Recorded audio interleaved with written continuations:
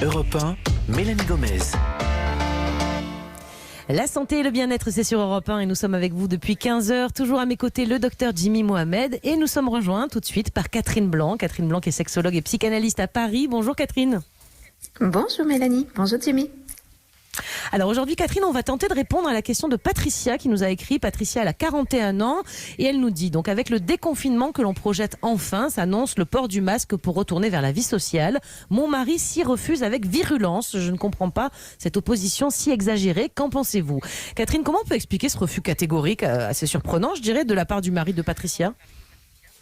Alors il peut y avoir deux raisons à mon sens. La première, tout simplement un besoin de sortir, d'échapper ou de refuser l'autorité, et peut-être parce que ce confinement a généré une tension dans leur relation de couple, le sentiment peut-être d'être soumis à ou soit les ordonnances du gouvernemental ou l'ordonnance de sa femme qui est sur son territoire peut-être, et que tout d'un coup pouvoir sortir, c'est enfin la liberté, entendue comme la liberté hors la loi. Mais c'est une attitude très adolescente en fait, hein, c'est-à-dire c'est se dire que un peu comme les jeunes ados qui quand ils disent quand j'aurai 18 ans je pourrai faire ce que je veux, ce qui n'existe pas. Faire ce que l'on veut, c'est toujours en accord avec la réalité des lois, quelles qu'elles soient. Si je prends ma voiture pour aller d'un point à un autre, je me dois de respecter le code de la route, donc la loi, mais pas parce que je suis gentil ou docile, parce que c'est ça la liberté, c'est ce qui me permettra d'arriver à bon port et pas avoir un accident à moins de 100 mètres de chez soi. Donc en fait, c'est une attitude adolescente, peut-être parce qu'il s'est senti dans ce temps de confinement soumis à l'autre et peut-être une autorité qu'il a perçue, réelle ou simplement subjective, mais de la part de son épouse qui du coup règne ou gère tout et qui a dû réveiller des choses de l'ordre du maternel tout-puissant.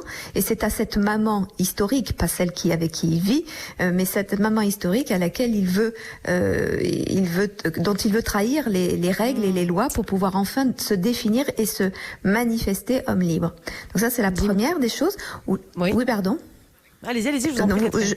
Et la deuxième, c'est aussi parce que sortir avec un masque, on a été bercé de tout ce que raconte cette épidémie, cette pandémie, avec la dangerosité de maladie, mais surtout la dangerosité de mort.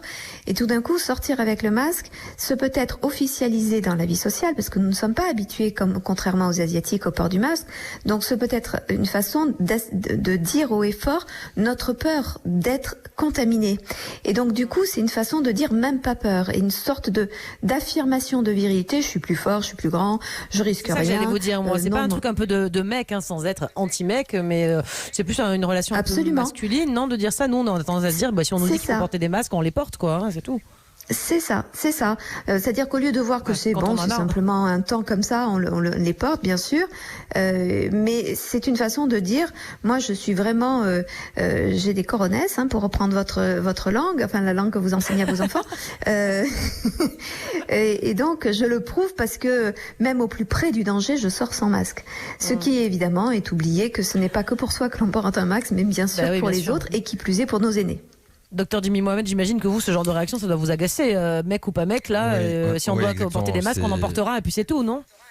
Oui, exactement. J'ai un peu de mal, effectivement, avec ce genre de réaction, même si je comprends qu'il y a des choses parfois un peu plus subtiles. Mais là, je suis assez basique. Est-ce qu'on pourrait pas tout simplement faire un peu comme vous l'avez suggéré, être finalement sur le même registre de l'adolescent avec la menace en expliquant que s'il ne fait pas ça, il va contaminer des personnes et peut-être des gens vont mourir par sa faute. Est-ce que la menace, la coercition peuvent faire partie des armes qu'on pourrait utiliser pour le contraindre à porter ce masque coûte que coûte ? Bien sûr, vous avez raison, mais c'est dommageable. Mais vous avez tout à fait raison. Faire qu'un pays comprenne la dangerosité est absolument nécessaire. Ceci étant, ce qui est à déplorer, c'est que des individus adultes se comportent comme des adolescents et soient infantilisés par l'ordonnance et la punition, le coup de bâton, etc. Mais évidemment que quand on veut protéger les uns et les autres, on est obligé de faire ainsi. parce que il faut faire entendre, en effet, qu'il y a plus de liberté dans le respect de la loi qu'il n'y en a dans l'irrespect de ces lois et des conséquences pour autrui. C'est-à-dire qu'on ne peut pas, parce que quand on est un ado, justement, on est extrêmement égoïste.